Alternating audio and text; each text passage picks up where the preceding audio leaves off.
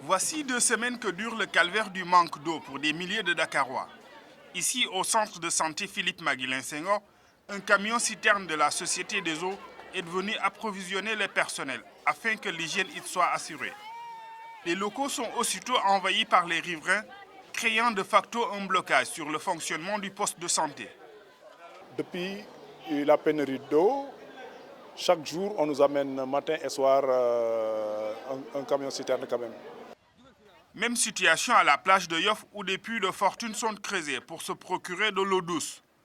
De l'avis de cette dame, cette eau va être utilisée pour les tâches ménagères.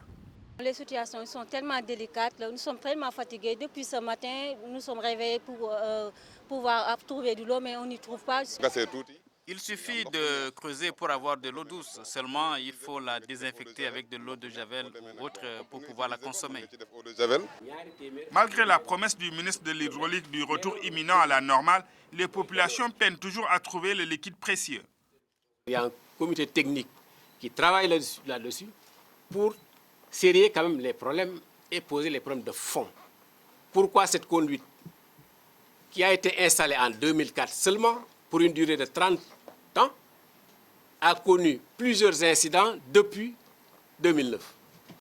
Le tunnel qui achemine l'eau du lac de Guiers à plus de 200 km de Dakar est toujours le mis en cause. En attendant, les consommateurs cherchent d'autres alternatives.